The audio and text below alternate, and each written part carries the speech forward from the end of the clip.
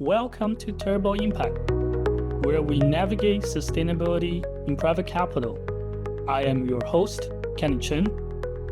Each episode, we sit down with investors, allocators, and corporate leaders shaping the next era of sustainability. We explore how capital is driving the global transition and how today's decisions are shaping the future of impact. Thank you for joining us. This podcast is brought to you by Turbo Net Zero, a pure-play sustainability advisory firm driving impact across the private markets. In this episode, I sat down with Brian Matt, head of sustainability advisory at the New York Stock Exchange, to explore how the world's most iconic exchange is shaping the future of corporate sustainability, not just for public companies, but also for the private firms preparing to enter the spotlight. Brian brings over 2 decades of experience helping companies navigate investor expectations, corporate disclosure standards, and the evolving landscape of sustainability. At the NYSE, he leads efforts to support both listed and pre-IPO companies in embedding sustainability into strategy, governance, and market positionings. We discussed how private equity-backed companies are preparing for the sustainability demands of the public markets, the role of leadership in sustainability readiness, and the NYSE's unique vantage point at the intersection of capital formation and corporate purpose. Here's my conversation with Brian Matt. Hi, Brian. Welcome to Turbo Impact Podcast. Great to be here, Kenny. Can you start by telling us more about your role as head of sustainability advisory at the New York Stock Exchange? What does your work involve day-to-day with both issuers and investors? I guess let's start here with what does an exchange do in the first place? What we do on the floor of the exchange, as well as throughout all the various pieces we own as Intercontinental Exchange, my parent company, is we discover prices. That's our job. Best way to find out what something is worth is to get buyers and sellers together, have them determine what someone's willing to pay for something. So my role within this organization, we have a few different things we do as ICE.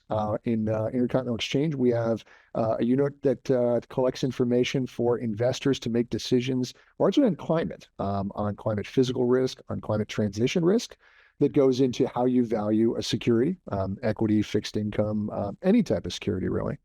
Separately, we have a different unit that works in environmental markets and actually trades futures based on what is the proper value of a ton of carbon in the EU, in UK, in California, et cetera.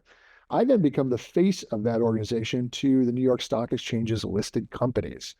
So all those various data sets and tools that we have, I help provide those to listed companies, along with education for companies that are relatively new to this space, as well as networking. One nice part of the NYSE is we have so many experts in sustainability at our listed companies here that we can help put together some of those companies that are learning versus those that already know what they're doing in particular spaces. NYSE hosts the largest number of companies globally recognized for sustainability excellence across sectors and geographies. From your experiences engaging with these issuers, what common traits tend to set them apart? Oh, I get to brag about my listed company universe because I do that a lot. This is that's a nice spot to be here. So I'd say when you think about those sustainability officers, so I've got 2,300 listed companies. A little over half, maybe 1,200 or so, have some type of dedicated sustainability lead. However that title comes, some cases it comes from environmental health and safety. Some cases it comes from HR, from legal. There's a lot of different backgrounds for those individuals. I'd say the one that, if you try to combine up what holds those groups in common, the first, honestly, is support and trust from senior management. I think the fact that those titles exist, so many of those were just hired in the last few years, and therefore, in order to for them to be sitting their roles, they really have to have the trust from CEO, CFO, in many cases from the board. You'll also find across those the best, really the leaders that jump out there have a background across the business and work with a lot of different stakeholders. I'd also say they have to be excellent communicators. What are sometimes relatively new topics. Not everyone in the planet knows carbon accounting very well. Sometimes that's something that you have to teach new parts of the business. And therefore, I think those individuals tend to be very good communicators, able to take a message, distill it down to the essence of where the recipient is coming from, and be able to work forward into helping to achieve business goals.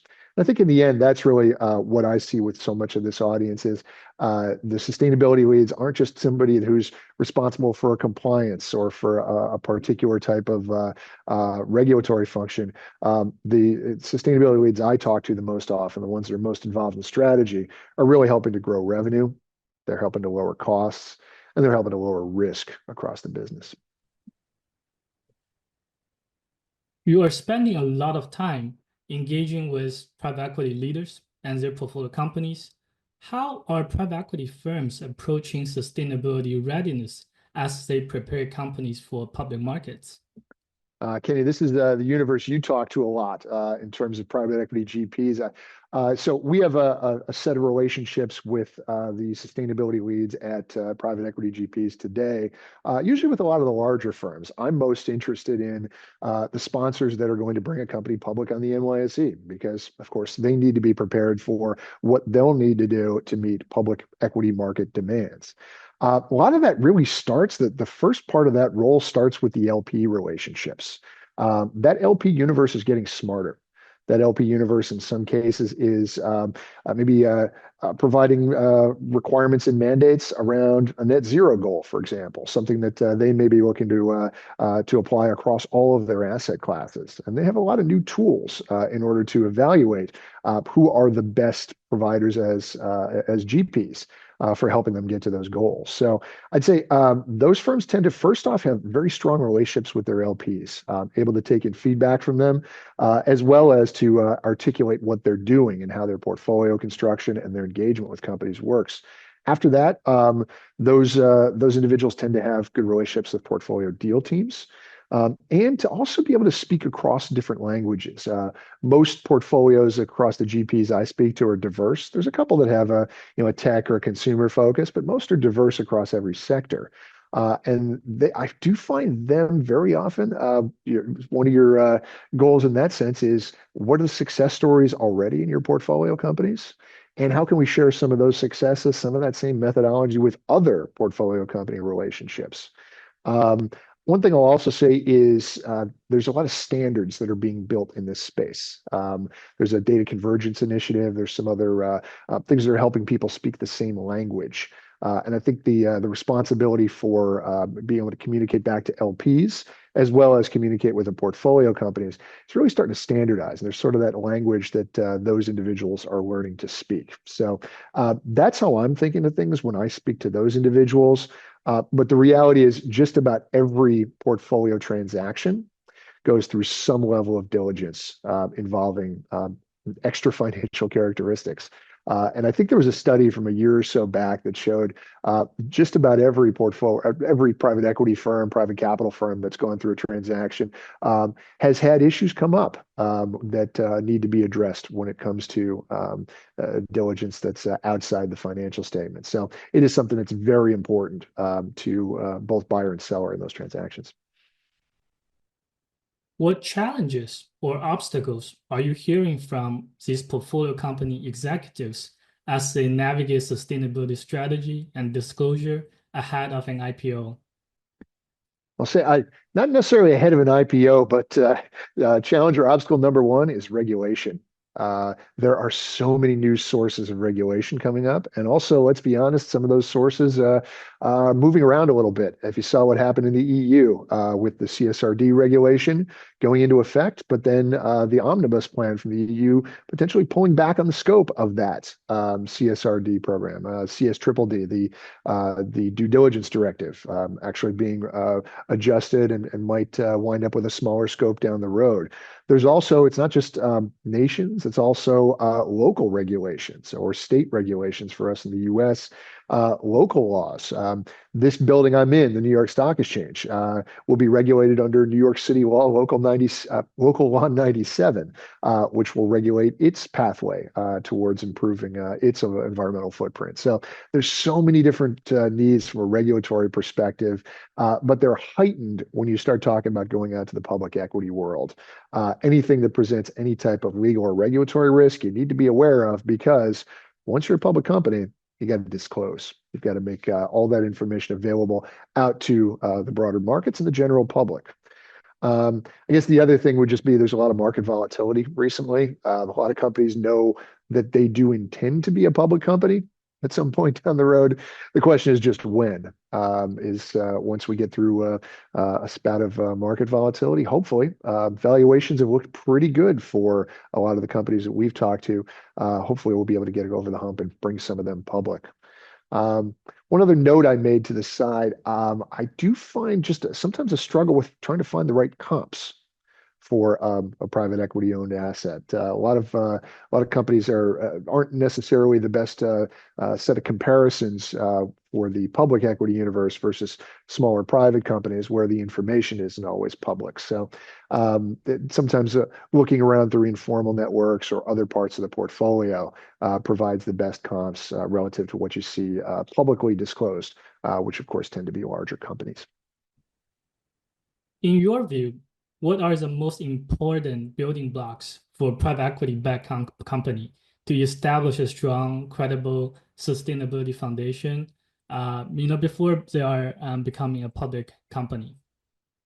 So a couple things I think each company should have nailed down before they're thinking about becoming a public company. The first thing, you have a range of stakeholder groups.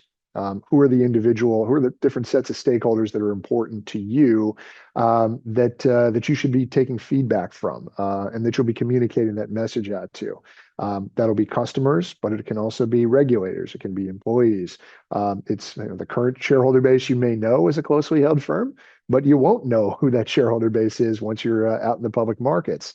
So just knowing who those stakeholders are that are important to you, and having a committee that is talking to one another about any decisions made is something that really every company should think about having in place. After that, then just knowledge of what are the key issues for your company, as well as companies in your industry. Any decisions that you make on those, of course, might affect one of these stakeholder groups positively, potentially have some risk to others. So you'll need to all be talking with one another around those key issues. The other thing to think about, and it changes when you become a public company and you have to set up that public company board of directors and oversight structure, is you'll want to think about for each issue, what's the best skill set to oversee this? Cyber risk, for example. One of the things you think about as a tech company or a consumer company is making sure that you're protecting your customers' data. What's the right skill set you need for oversight to ask the right questions about cyber risk? Is just one simple example that can touch a lot of companies. This can go in many different directions depending on your industry, but you should be thinking about what's the right oversight structure that eventually will be translated into a public company board with independent directors with those skill sets. When you work with these companies, what are some of the typical suggestions or focus areas you will recommend to help them really strengthen their sustainability positioning? As you mentioned, right, the regulatory disclosure and the amount of works are very different once you become public. So it's really important to have a good foundation. We'd love to hear more. Agree. So I guess naturally, I think of this from our NYSE perspective. Think about finding who the experts are in your industry. I was talking to a small company in the that was energy drink, a beverage company.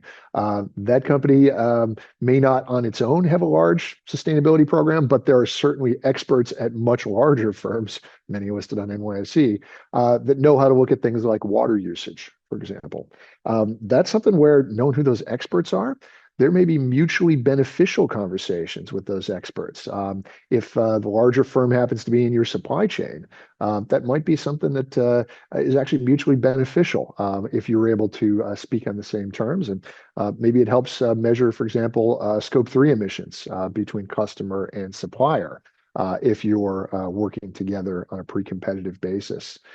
The other thing would be just to think about talking to your various teams that are, like I talked about earlier, the impact of sustainability officers often is on revenue from your sales teams. Are there ways that sustainability of Lens can provide a more effective product, maybe a product that helps your customer avoid emissions? Within your facilities teams, there's a very strong alignment between energy costs and emissions. Therefore, I find a lot of sustainability programs, one of the key line items for them is just how much they're able to lower energy costs as well as lowering associated carbon impact. HR teams, every company has employees. Talking to HR teams and maybe thinking about what does the structure of your disclosure around your human capital, around your workforce look like going forward. Usually that kind of materiality assessment that you do and looking across different issues, you could do a very basic version of that just simply by talking to the folks that are facing each of those stakeholder groups today and understanding what they're hearing from those stakeholders and how best to impact your business with the right approach to it. When companies are thinking about allocating resources and the leadership bandwidth towards sustainability, what are the key considerations you are seeing, pre-IPO versus post-IPO? Okay, so again, this is all going to depend on different types of companies. I think a phrase I've used before is like org charts equals policy. So a CSO may not exist in every early stage company. In fact, it may not be necessary in every early stage company. At much larger companies, that chief sustainability officer may be a very important role. One thing I've heard from investors is if you have that role, where does it sit in the org chart? That's something that actually says a lot out to your investor community. If your chief sustainability officer rolls up into a compliance organization or into a marketing organization, that's sending a statement of what that individual's role is. I do find increasingly large numbers of chief sustainability officers reporting to top of the house, to CEO, to CFO, to chief operating officer. But in other organizations, depending, it can sit in different places. One other thing with that structure of any sustainability roles is make sure that the responsibilities are clear, especially when you're thinking about an IPO roadshow, getting your story out on the road, talking to an investment community. Make sure you know what responsibilities are, where they sit. What's the right frame for the sustainability lead to do the talking versus corporate investor relations versus other parts of the business. Thinking about that in advance and looking at some of the leading companies, some of the companies that are maybe a smaller size company, as well as the large mega caps in your industry, looking at how they do things might give you a roadmap to how you want to structure that role and make sure that you're using everyone's time appropriately. Speaking of the sustainability leadership, how do you see the role of sustainability leadership teams from CEOs, CFOs, chief sustainability officers are evolving as sustainability become more embedded in the capital market expectations? So for this, some of the happiest chief sustainability officers I hear are the ones that have that relationship with a CFO and have assigned a structure for a sustainability controllership. So essentially the ability to treat non-financial data like financial data. Sort of a unique niche in the market, but folks with an accounting background that also understand how information around your workforce, around emissions, around water usage, around waste, those kind of things are collected. Putting the two of those together can give you something that is very effective at building a data set internally to help you make decisions, but then can also meet any audit requirements that might exist down the road, as well as help you with your disclosures. That's something that doesn't exist at every firm, but a lot of firms are starting to build those out now. Whenever reporting becomes mandatory, CFOs tend to get involved.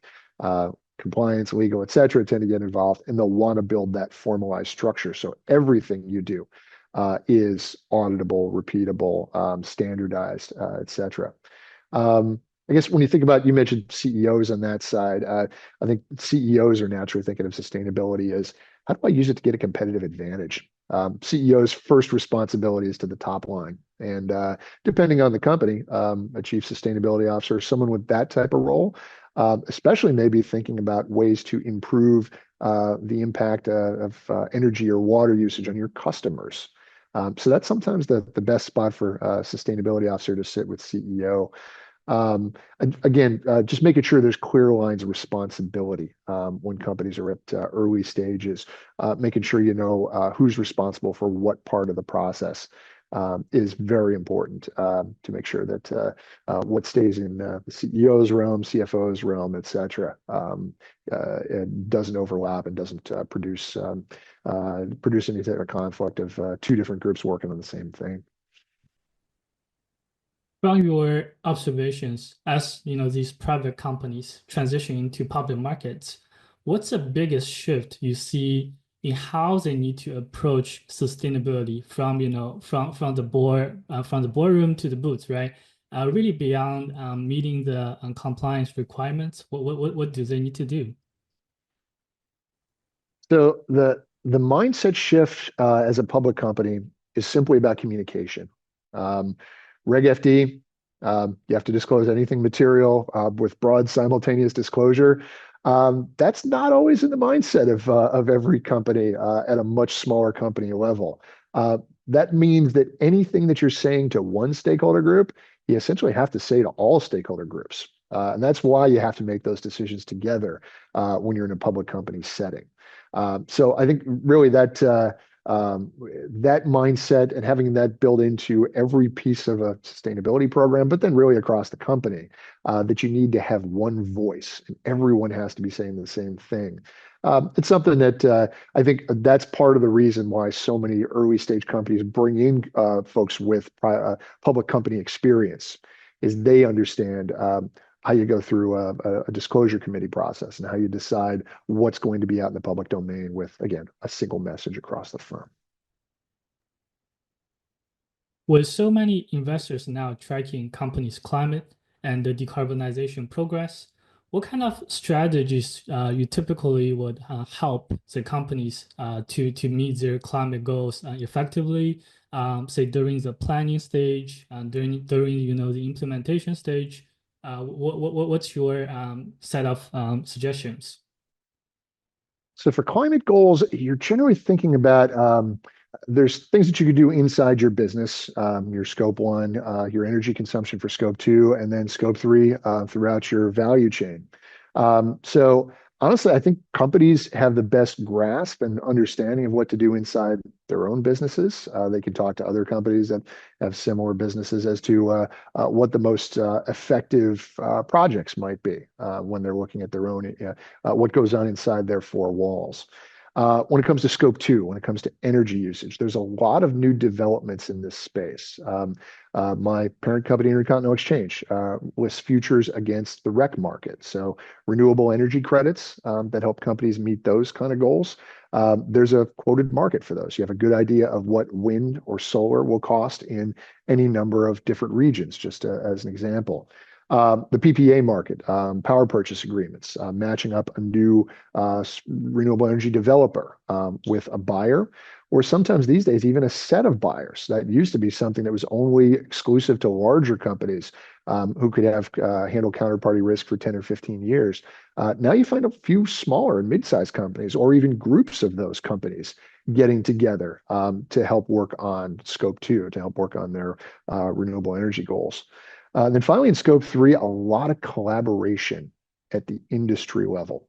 I hosted our summit here, NYSE Sustainability Leaders Summit, a few weeks back. At that summit, we had a panel with, there were panelists from the healthcare industry, from an industrials, as well as from a consumer perspective. And all of them talked about what are some things that your industry may be able to do working on a pre-competitive basis, to be able to share information and make decision making easier. Is there a way to put together one standardized product carbon footprint reporting, for example, or come up with a standardized DDQ that makes it easy for all suppliers to be able to work with customers? That's the kind of thing that sometimes can be done pretty competitively within a range of industries. I also heard a few comments around internal carbon pricing, around just thinking about if you were to apply a carbon price to all of your decisions internally. That's something, of course, is being backed up by a lot of governments. The EU, for example, will be charging under its CBAM, or carbon border adjustment mechanism, for products that cross into the EU that haven't paid for their carbon fee. They'll charge going forward a particular, I think it's around 80 euros per ton at this point. That type of thinking internally inside a company also helps motivate and work with different parts of the business, as well as those customers, where you may be thinking about how can I help a customer that faces those payment needs? How can I help them lower carbon emissions and therefore improve their own bottom line? I also want to ask you a question. We've been seeing new initiatives around the concept of green exchanges. They're emerging globally. What's your view on how these type of platforms could influence sustainability visibility and the capital formation going forward? So I guess the way I think about a green exchange, essentially if you're connecting in some way as an issuer with a green exchange, what you're doing is you're seeking a third-party attestation. My statements that I make are here. Someone else to the outside, some type of third party, is putting a stamp on those. There's a lot of different ways this is done already today, entirely separately from a green exchange. I think here, I've had a number of companies listed on NYSE that are certified B Corps, where the B Labs organization has a range of standards. It'll actually go through, you fill out questionnaires, it'll go through an audit process and verify that you've met those standards. So that's a pretty, for the right organizations, a lot of consumers tend to do this because they can make that statement out to their customers that they're a certified B Corp. There's another structure. I guess Delaware has the ability for a company to choose to be a benefit corporation, where it's required to work on behalf of not just shareholders, but other types of stakeholders as well. There's also different exchanges out there. We're a member of the World Federation of Exchanges. It published a green equity principles that could be used by different exchanges to produce green tiers, usually essentially just a stand-in for if you make some type of claim, there has to be a third-party attestation out there. I'd say for our side, typically, my question here is simply ask investors what they find as valuable. I'd say most investors are going to do their own work. They're going to dig into the company. They're going to understand what the company is doing. Sometimes they might find that attestation valuable. If so, in the green finance or in the green bond world, you issue a green bond, you may get a second party opinion on your green bond. That type of attestation may be valuable out there. To me, that's simply ask your investors.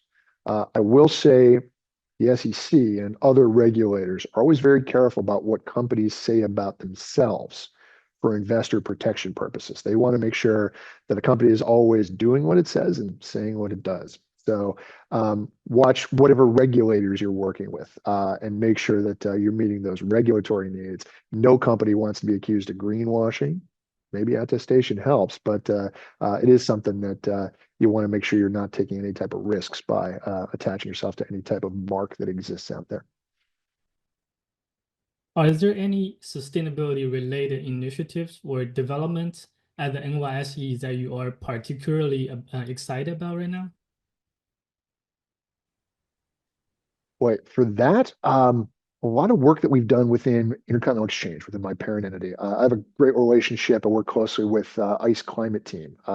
We've rebranded recently from ICE Sustainable Finance to ICE Climate simply because of all the demand that we've had from asset managers, from banks, from insurers, really to look at their portfolio across every asset class when it comes to climate transition risk, as well as climate physical risk. So if you're asking about a new initiative, that group rolled out a global view of climate physical risk. And in fact, an acquisition we made about a year and a half ago called Black Knight, that's in the residential mortgage space, actually gave us a lot of interesting tools to help produce a view of physical risk at the building level, even in residential as well as commercial, to be able to come up with that type of view across a portfolio and help investors be able to measure risk and allocate capital. We've been able to align that with mortgage data to then look into, for example, mortgage-backed securities and find what's the physical risk inherent in those. I'd also say within the environmental side, I mentioned carbon pricing, where we list futures against different types of carbon allowances or carbon credits. Watch for a lot of convergence that's underway between the allowance world, where a government may issue a carbon allowance to a company, and the carbon credit world, where a company may invest in a project that helps create a net carbon removal or carbon avoidance benefit. Starting to see some maybe more convergence in those markets. There are so many different individual markets for carbon out there. There's two organizations, Corsia from the airline industry, as well as the maritime industry is working on its own set of carbon structure. The plan for those is CBAM, the European Carbon Border Adjustment Mechanism, is kind of creating that interoperability between different carbon allowance as well as carbon credit structures. I think we're going to see a lot of development there as the world starts to see a convergence of prices. And when I think about how you look at a valuation hierarchy, to me, the more buyers and the more sellers that you have transacting on the same type of item, the better you get a price signal from it. That's really what we're in the business of as an exchange. To close us out, what's a fun fact or memorable experience you can share about working at the NYSE and being close to the energy of the exchange floor? Boy, I guess I always think about how we bring the sustainability officers together from our organizations. We host a summit every year, and last year I had a case where two heads of sustainability of companies just happened to be standing next to one another, having a glass of wine. One realized the other was the other's largest customer, and from there they started talking much more deeply about what are ways we can share information, what are ways that we can work together since we're essentially each other's scope 3 as a customer or as a supplier. Actually helped produce a great connection between them as well as they know others in the industry. And I think it's great to see that. In total, Kenny, I get to be the dumbest person in the room in a lot of great places where sustainability officers come together. I have to be a sector generalist. I have to work with every type of sector, but that's really the nice part here at the NYSE is working with so many different industries, from healthcare, from industrials, tech, you name it. We get to have access to those experts here and tap into them whenever possible to help solve problems from companies that are just coming public on the NYSE. Thank you so much, Brian, for joining us. Great to be here, Kenny.